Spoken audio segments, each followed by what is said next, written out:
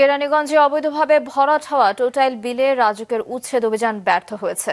পুলিশের নিষ্ক্রিয়তায় ভূমিদস্যুদের আক্রমণের মুখে পড়েন রাজুকের কর্মকর্তা থেকে শুরু করে সাংবাদিকরাও। মাঝহার মিলনের রিপোর্ট।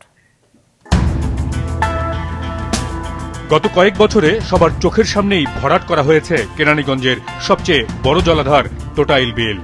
মাছরাঙ্গা টেলিভিশনের অনুসন্ধানমূলক অনুষ্ঠান উন্মোচনে অন্তত ৩ পর্বে এই অবৈধ দখল এবং ভরাটের চিত্র উঠে এসেছে। মিলেনিয়াম সিটি এবং স্থানীয় এক বিএনপি নেতার যোগসাজশে নিশ্চিহ্ন হয়েছে টোটাইল বিল। এই বিলটি এখন শুধুমাত্র ১০০ বছর আগের সিএস রেকর্ডে থাকা একটি নামমাত্র। পরবর্তীতে এটি নিয়ে হাইকোর্টে রিট করে পরিবেশবাদী সংগঠন বেলা। বিল ভরাটের প্রক্রিয়াকে অবৈধ ঘোষণা করে ভরাটকারীদের বিরুদ্ধে ব্যবস্থা নেওয়ার নির্দেশনা দেন হাইকোর্ট। রাজুকের বিশদ অঞ্চল পরিকল্পনার ড্যাপে এই বিলটিকে প্রাকৃতিক জলাধার হিসেবে দেখানো আছে। অবশেষে ভরাট হওয়া বিলকে আগের অবস্থায় ফিরিয়ে আনতে তৎপর হয় কর্তৃপক্ষ। সকালে ব্যাপক প্রস্তুতি নিয়ে উচ্ছেদ অভিযানে যায় রাজুক, তবে সেখানে পুলিশ আসে অন্তত ঘন্টা দেড়েক পরে।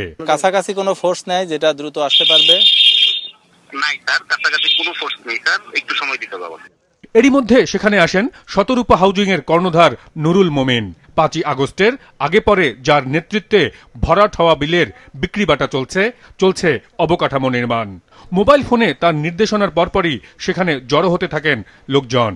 আপনার যে ১৫ শতক জায়গা, এই ১৫ শতক জায়গাটা আপনার কোন জায়গাটা? আপনার জায়গা রইল গিয়ে রেকর্ডটা এইভাবে হয় না, চিহ্নিত ভাবে জায়গা রইল আপনার ৯৯৪ জায়গা, দুইটা থাকে। জোট তৈরি না হলে আপনার নামে কোনো রেকর্ড হবার কোনো কারণ নেই। যখন জোট তৈরি হবে সেই জায়গা চিহ্নিত হবে, তখন আপনার নামে রেকর্ড হবে।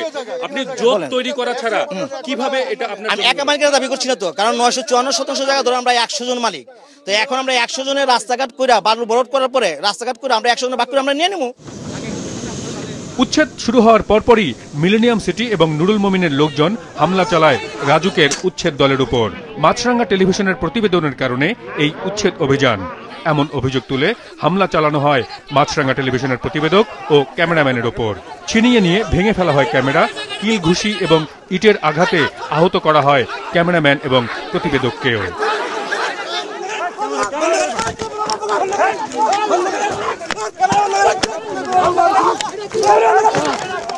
এক পর্যায়ে অভিযান থামাতে বাধ্য হয় রাজুকের উচ্ছেদ দল। তবে জানানো হয় সেনাবাহিনীর সহায়তা নিয়ে শিগগিরই ফের চালানো হবে এই উচ্ছেদ অভিযান।